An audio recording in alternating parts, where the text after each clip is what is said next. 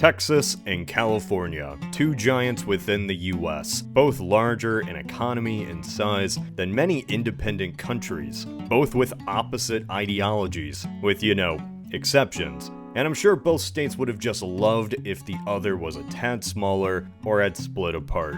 That's why I'm taking the ultimate centrist approach and talking about both. Just not in the same video, this one went longer than I thought it would. There were periods of time in both of these states' history that they could have been divided. And for this video, I want to focus on California and how right before the Civil War, the state got the closest it ever would to simply splitting in two. California is often characterized as a uniform monolith, but it's not. Today it's brought up on occasion of Northern California going its own way, the majority conservative North wanting to break away from the liberal South. Funny enough, similar sentiments were expressed in the 1850s, except the parties and the regions were flipped. Before Southern California became the dystopian nightmare that it is today, it was a sparsely populated home to a mix of former Spanish colonists who had been there since the days of New Spain, called Californios, and American Southerners who crossed from Texas and Arizona. Both of these groups actively disliked the new influx of immigrants and Yankees coming into the state, primarily in San Francisco, and they both wanted to split from California. One because of actual economic reasons, and the other because of... In the 1850s, there was an official proposal to do so, and this wasn't one of those weak petitions that we hear about today. This was a full movement within Southern California, led by State Senator Andres Pico. Much like many influential Californios, he owned ranches, and felt San Francisco didn't represent the interests of ranch owners like him. His plan was to divide California at the 36th parallel. Everything south of that line would become a whole new territory. The territory's name? Colorado. Yeah. The Colorado you're thinking of wasn't even a territory at this time. The name only applied to the river, which ran alongside the eastern border of Southern California. The Colorado we think of didn't exist on the map yet. The land was split between Utah and a very long Kansas. So why did Southern California not split off? Did the vote fail? No, the vote passed. It was even signed by the governor and then sent to Washington for approval. The only problem was this was Washington in 1860, and DC was dealing with other matters. This vote remained in limbo thanks to the crisis of the war, and in the chaos, the movement was just swept under the rug. Southern Californians attempted a few decades later to split, but it never gained momentum again. Eventually, the railroads would come and bring more people than ever out west, followed by Hollywood. And in the span of about 50 years, the entire region changed forever.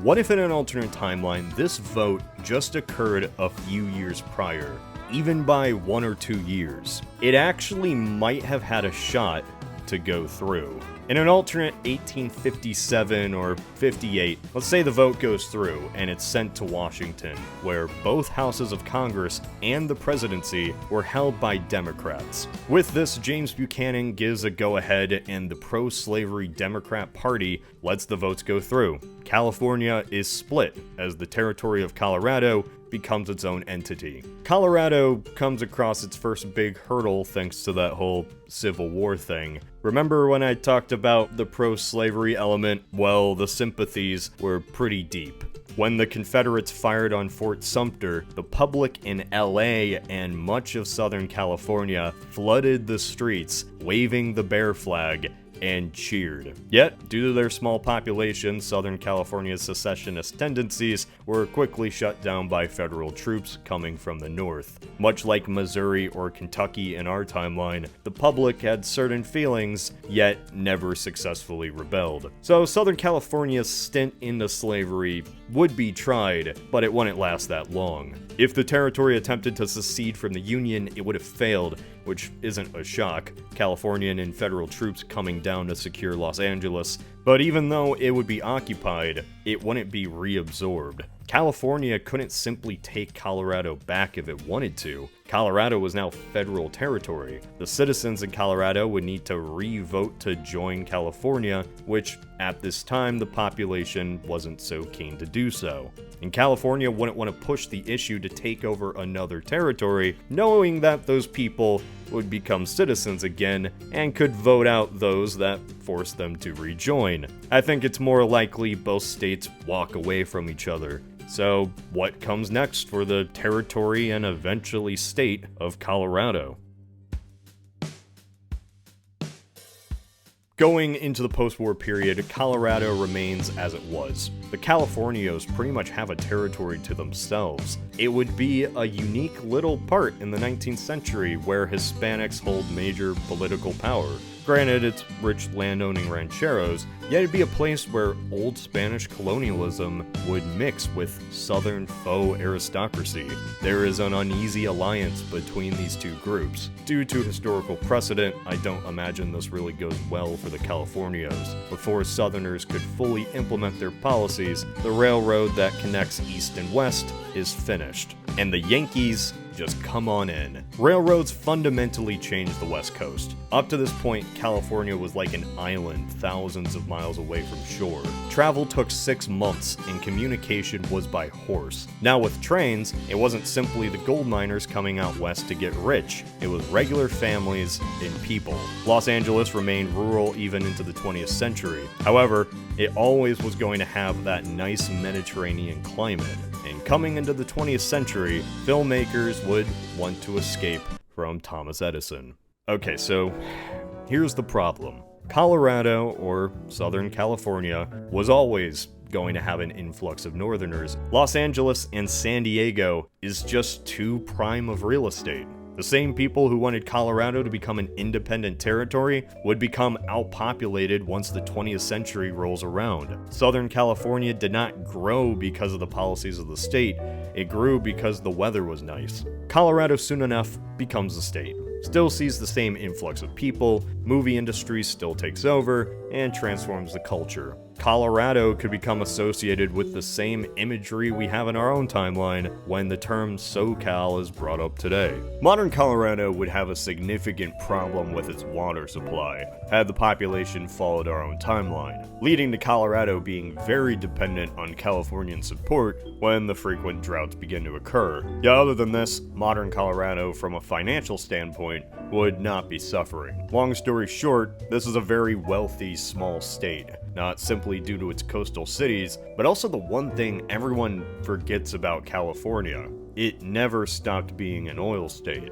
Most of California's prosperous oil fields are in the south. Granted, many are offshore, however, without the same policy decisions of Sacramento, perhaps the small state is more lenient on offshore drilling and allows it, even after the whole accident in 1969. Lines on a map are important.